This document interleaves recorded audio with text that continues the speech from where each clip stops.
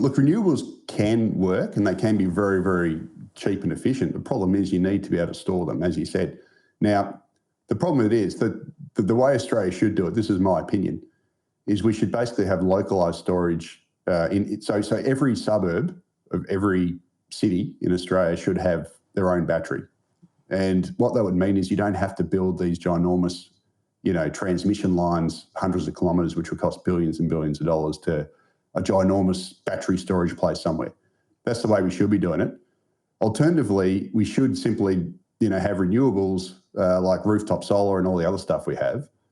And when we don't have enough of that, we should have cheap gas supply to then provide the firming power, to then provide, so the backup power, to provide the electricity so we can get cheap electricity there when the renewables fail. Now, the reason why gas is so good as a firming power source is because it can basically be started up instantly. So the problem with the coal-fired power plant is that it can take a day to fire up because you've got to boil it, and so you can't just turn it off and on quickly.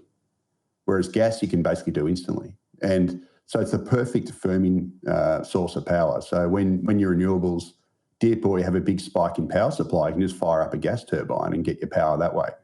Problem is, again, Australia's created this situation where we've made that form of power, firming power, incredibly expensive and uneconomic.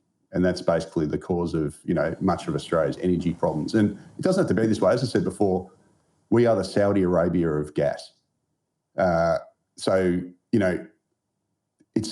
situation has gotten so absurd in Australia that now they're planning to build an import terminal so that Australia can import gas because we've created this artificial shortage of gas domestically. Now, just to make viewers understand how obscene this is, can you imagine Saudi Arabia, who's the world's biggest oil exporter, building an import terminal to import oil because the Saudi Arabian government and industry have created an artificial oil shortage in Saudi Arabia?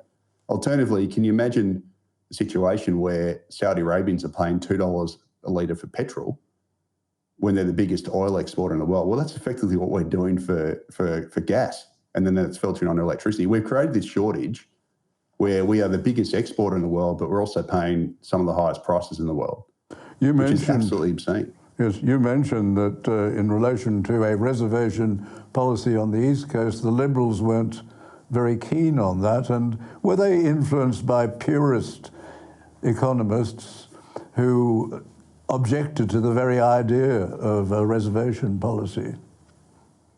Well, actually, I was a little bit too harsh on the Liberals there. The Liberals under Malcolm Turnbull did do an Australian domestic gas reservation mechanism. So they did bring in a piece of legislation that basically said, if we need to, we should be able to use this mechanism to force the gas suppliers to provide gas domestically.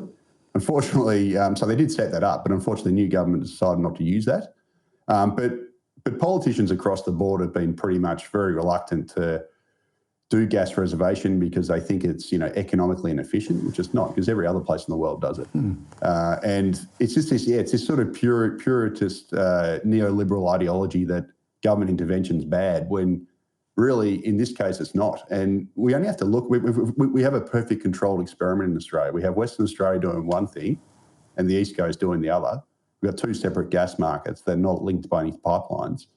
And Western Australians are enjoying cheap, abundant gas and cheap electricity relative to the rest of the world, whereas us on the East Coast, suffering from shortages while we export about 80% of it, and we're paying high prices. Now, all you have to say is, well, which place is doing it better? And the thing about it is, in Western Australia, they only reserve 15% of their gas. The other 85% is getting exported. So the energy companies are still making a lot of money, but they're not doing it at the expense of the domestic population. Whereas over here on the East Coast, they're making oodles of money, but they're also gouging us, gouging Australian households. Now, it's our gas. It shouldn't be that way.